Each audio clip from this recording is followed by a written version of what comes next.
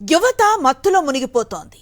Drugs కోరలో చిక్కుకొని అద్భుతమైన భవిష్యత్తును చేజేతులా నాశనం చేసుకుంటున్నారు. ఇది మనం రొటీన్గా చూసే కథనాలే. కానీ ఇప్పుడు కాలం మారింది. తెలిసి తెలియని వయసులో ఉన్న యువతే కాదు, ఉన్నత చదువులు చదివి మంచి ఉద్యోగాల్లో స్థిరపడ్డవారు సైతం మత్తుకు బానిసలుగా మారుతూ ఉండటం ఆందోళన కలిగిస్తోంది. అవును, ఇప్పుడు డాక్టర్లు, సాఫ్ట్వేర్ ఇంజనీర్లు, మేనేజర్లు ఇలాంటి హై ప్రొఫెషనల్స్ ఇప్పుడు తప్పుడు దారిలో పడుతున్నారు. సరదాగా మొదలైన మత్తు వారి జీవితం మొత్తాన్ని మింగేస్తోంది. ఇది వ్యక్తిగత బలహీనత లేక సమాజం సృష్టించిన ఒత్తిడా?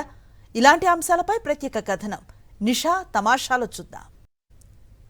ఒకప్పుడు డ్రగ్స్ అంటే వీధుల్లో తిరిగే నేరగాళ్లు తీసుకుంటారని తెలుసు.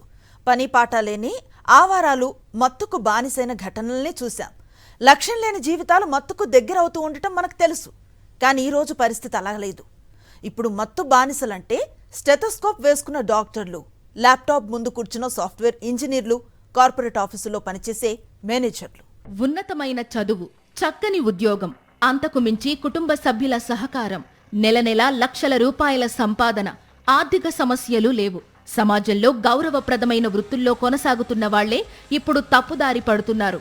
మంచి జీవితాన్ని వదిలేసి మత్తుదారిలో పయనిస్తున్నారు. అవును, అద్భుతమైన కెరీర్ను చేజేతులా సర్వనాశనం చేసుకుంటున్నారు.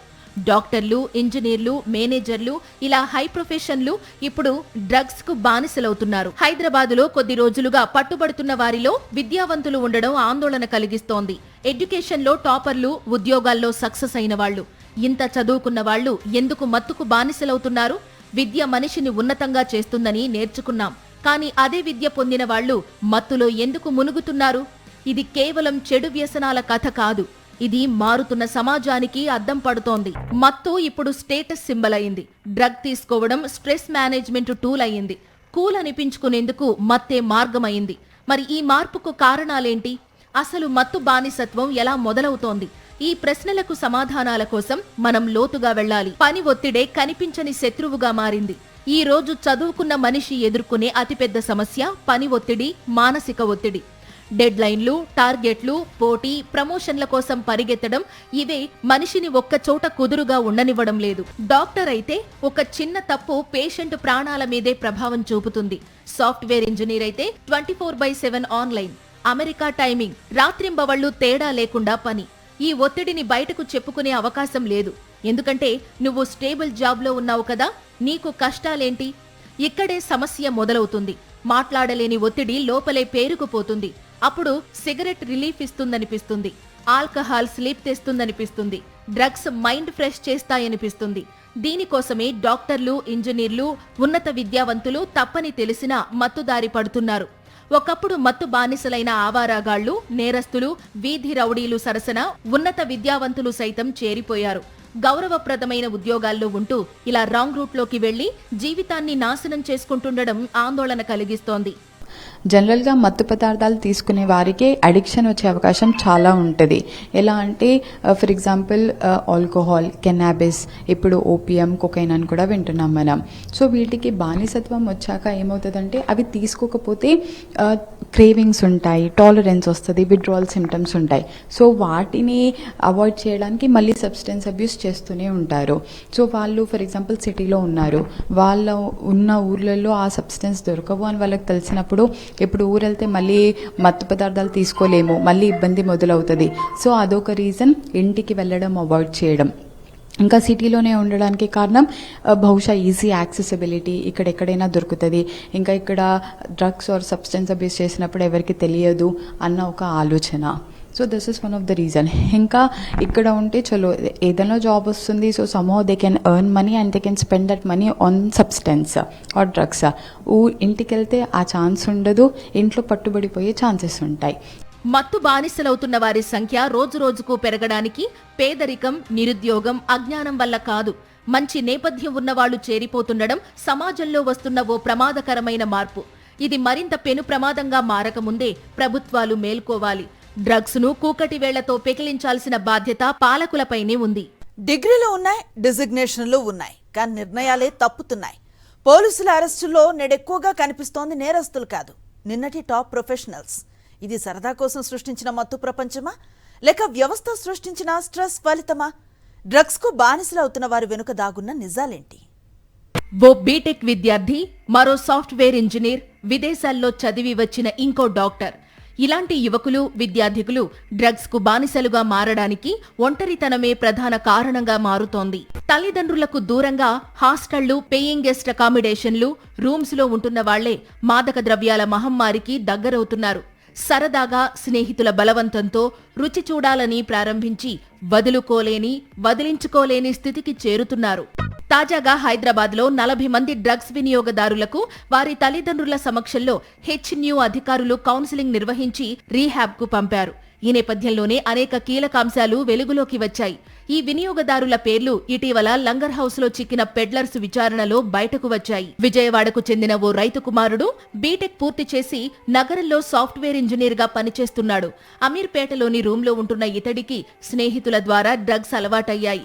వీటికి బానిసగా మారి 6 నెలలుగా తల్లిదండ్రులను చూడడానికి కూడా వెళ్లట్లేదు. వాళ్లు ఫోన్ చేసి ఎందుకు రావట్లేదంటూ ప్రశ్నిస్తే వారిపై కోపగించుకోవడం, చిరాకు పడటం చేస్తున్నాడు. హైదరాబాద్ నగర శివారు ప్రాంతానికి చెందిన ఓ యువకుడు నగరంలోని టాటూ స్టూడియోలో ఆర్టిస్టుగా పనిచేస్తున్నాడు. కుటుంబీకులకు దూరంగా హాస్టల్లో ఉంటూ డ్రగ్స్ కు బానిసగా మారాడు. క్రమక్రమంగా ఇతగాడు తన శరీరం మొత్తం రకరకాలైన విచిత్రమైన పచ్చబొట్లతో నింపేశాడు. హైదరాబాద్ కు చెందిన ఓ బీటెక్ విద్యార్థి ఇంట్లో సాధారణంగానే ఉంటాడు. బయటికి వచ్చి 2-3 రోజుల పాటు స్నేహితుల గదిలో ఉండిపోతాడు. ఆ సమయంలో గంజాయి, హషాయిల్ వినియోగిస్తుంటాడు. విదేశాల్లో ఎంబీబీఎస్ చదివి వచ్చిన ఓ వైద్యుడు అక్కడ ఉండగానే సరదాగా డ్రగ్స్ తీసుకున్నాడు. ఇక్కడకు వచ్చాక ఒక్కసారి టేస్ట్ చేసి వదిలేద్దామనుకుని బానిసగా మారాడు. కౌన్సిలింగ్ సెషన్ కు వచ్చే వరకు వీరి తల్లిదండ్రులకు అసలు విషయం తెలియలేదు. ఏదైనా డ్రగ్స్ కేసులో పెడ్లర్ చిక్కినప్పుడు అతడికి మాదక ద్రవ్యం సరఫరా చేస్తున్న సప్లయర్ తో పాటు ఖరీదు చేస్తున్న వినియోగదారుడిని గుర్తించడం కొన్నేళ్లుగా సాగుతోంది. ఒకప్పుడు ఈ కన్స్యూమర్లను నిందితులుగా పేర్కొనకపోయినా ఆ తరువాత ఆ జాబితాలో చేరుస్తున్నారు. ఆపై వారి ఆచూకీ కనిపెట్టే పోలీసులు నోటీసులు జారీ చేసే పంపేవారు. దర్యాప్తు పూర్తి చేసిన తరువాత న్యాయస్థానంలో పెడ్లర్స్, సప్లయర్స్ తో పాటు వినియోగదారులపైన అభియోగ పత్రాలు దాఖలు చేసేవారు. ఈ విధానంతో డ్రగ్ బానిసల వ్యవహారం వారి కుటుంబీకులకు తెలియట్లేదు. దీంతో వారి నిఘా ఉండకపోవడంతో వ్యసనం కొనసాగుతోంది. దీన్ని గుర్తించిన హెచ్న్యూ అధికారులు తల్లిదండ్రులతో కలిపి కౌన్సిలింగ్ చేసే విధానానికి శ్రీకారం చుట్టారు. మత్తు ఇప్పుడు పల్లెల్లో కాదు, కార్పొరేట్ కంపెనీల క్యాబిన్లలో ఉంది. కాలేజీల్లో కాదు, కెరీర్ పీక్లో ఉన్న యువతలోనూ ఉంది. విద్యావంతులు డ్రగ్స్ కు బానిసలవుతూ ఉండటం ఆందోళన కలిగిస్తోంది. ఇది వ్యక్తిగత తప్పిదమా, లేదా మన సమాజం తయారు చేసిన ప్రమాదకరమైన మార్పా? ఒకరిది ఒంటరితనం, మరొకరిది థ్రిల్, ఇంకొకరిది సరదా, మరొకరిది పని ఒత్తిడి. ఇలా ఏదైతేనే మత్తు తీసుకోవడం సమస్యకు పరిష్కారం కాదన్నది గుర్తుంచుకోవాలి. మత్తు అనేది స్లో పాయిజన్ అన్నది ప్రతి ఒక్కరూ గుర్తెరగాలి. ఒత్తిడిని తగ్గించుకోవడానికి మొదలైన అలవాటు ఒక దశ తరువాత ఒత్తిడి లేకుండా బతకలేని స్థితికి తీసుకెళ్తుంది. సరదా నుంచి మొదలైన డ్రగ్స్ సేవనం చివరకు బానిసగా మార్చేస్తుంది. డ్రగ్స్ ఒక్కసారి ట్రై చేయడంలో తప్పేముంది? అనేక మంది తీసుకుంటున్నారుగా, నేను కంట్రోల్ చేసుకోగలను, చదువుకున్నవాడిగా నాకు అపారమైన అవగాహన ఉందనే భ్రమ. ఇవే ఉన్నత ఉద్యోగులు మత్తు ప్రపంచానికి ఎంట్రీ పాయింట్లుగా మారుతున్నాయి. ఇవన్నీ ఎందుకు అవుతాయంటే, ఈ క్యానబిస్ అంటే ఈ గంజాయి తీసుకోవడం వల్ల వాళ్ళకి కొన్ని రిసెప్టర్స్ అంటే క్యానబినాయిడ్ సిస్టమ్ అనేది యాక్టివేట్ అవుతుంది బ్రెయిన్లో. సో ఇది యాక్టివేట్ అవడం వల్ల వాళ్ళకి కొన్ని రిసెప్టర్స్ నుంచి యాక్షన్ రావడం వల్ల వాళ్ళకి మళ్ళీ మళ్ళీ తీసుకోవాలనిపించడము, కుతూహలంగా వాళ్ళు ఆనందంతో తీసుకుంటారు. కానీ వాళ్ళకి తెలియనిది ఏంటంటే అది వాళ్ళ బ్రెయిన్ ఇంకా డ్యామేజ్ చేసేస్తుంది. అగ్రెషన్, ఇంకా డిప్రెషన్ చాలా కామన్గా తరచుగా చూస్తుంటాం. ఇవే కాకుండా వాళ్ళకి అంటే వేరే వాళ్ళకి హాని చేయాలనే అలాంటి కోరికలు రావడము, ఇంకా వాళ్ళకు వాళ్ళు హాని చేసుకోవాలని అనిపించడం, ఇవన్నీ కూడా వస్తుంటాయి. సో ఇది ఎందుకు అవుతుందంటే వాళ్ళకి ఏ పని చేయాలన్నా ఇంట్రెస్ట్ రాదు, ఇంకా డబ్బులు ఈజీగా రావు కాబట్టి వేరే వాళ్ళకి హాని చేస్తే డబ్బు వస్తుందనే ఆలోచనతో వాళ్ళు పేరెంట్స్కి కూడా అంటే హాని చేసే అవకాశాలు చాలా ఉంటాయి. College life, office parties, weekend culture, పేరు ఏదైనా డ్రగ్స్ కు కేర్ ఆఫ్ గా మారుతోంది. మొదట సరదా కోసం, తర్వాత అలవాటుగా, చివరికి వదిలిపెట్టలేని వ్యసనంగా మారుతోంది. ఇక్కడ చదువుకున్న వాళ్లు చేసే పెద్ద పొరపాటు ఏమిటంటే, నేను తెలివైన వాడిని, నాకు అడిక్షన్ అవసరం లేదనుకోవడం. కానీ మత్తుకు చదువు లేదు, మత్తుకు కులం లేదు. మత్తుకు స్టేటస్ లేదు. డ్రగ్స్ ఏ రూపంలో తీసుకున్నా సరే బ్రెయిన్ కెమిస్ట్రీని మార్చేస్తుంది. అది మెదడులోని డోపమిన్ వ్యవస్థను కంట్రోల్ చేస్తుంది. ఒక్కసారి ఆ సర్క్యూట్ మారితే మనిషి కాదు, మత్తే మనిషిని నడిపిస్తుంది.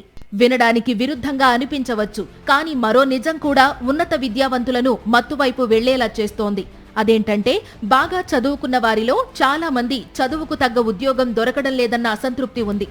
ఇది కూడా ఒక కారణమే. మరికొందరికి డిగ్రీ ఉంది, జాబ్ ఉంది, డబ్బుంది, కానీ సంతృప్తి లేదు, ఆత్మీయత లేదు, మాట్లాడే మనుషులు లేరు, ఫ్యామిలీకి టైం లేదు, ఫ్రెండ్స్తో కనెక్షన్ లేదు, మనసు చెప్పుకునే చోటు లేదు. ఈ ఖాళీని నింపడానికి మత్తుకు దగ్గరవుతున్నారు. ఇక నేటి డిజిటల్ విప్లవంలో సోషల్ మీడియా అనేక నేరాలకు కారణమవుతోంది. అందరి జీవితం పర్ఫెక్ట్ గా కనిపిస్తుంది, మనదే లోపమా అనే భావన వస్తుంది. ఈ కంపారిజన్ ప్రెషర్ మనిషిని లోపలే విరుస్తుంది. అప్పుడు మత్తు ఒక తాత్కాలిక మర్చిపోయే మార్గంగా కనిపిస్తుంది. మత్తు సమస్య కాదు, మత్తుకు దారితీసే పరిస్థితులే అసలు సమస్య. పరిష్కారం ఎక్కడుంది? ఒత్తిడిని తగ్గించుకునేందుకు ఓపెన్ గా మాట్లాడుకోవాలి. మానసిక ఆరోగ్యాన్ని బలహీనతగా కాకుండా అవసరంగా చూసుకోవాలి. అవసరమైతే కౌన్సిలింగ్ తీసుకోవాలి. వర్క్ లైఫ్ బ్యాలెన్స్ చేసుకోవాలి. చదువు మనిషికి దారి చూపుతుంది, కానీ దారిలో జారిపడితే తిరిగి లేచి నడవాల్సింది మనమే. మత్తు కాదు, మంచి జీవితం, 10 మందికి సాయం చెయ్యాలన్నదే ముఖ్యమని గుర్తుంచుకోవాలి.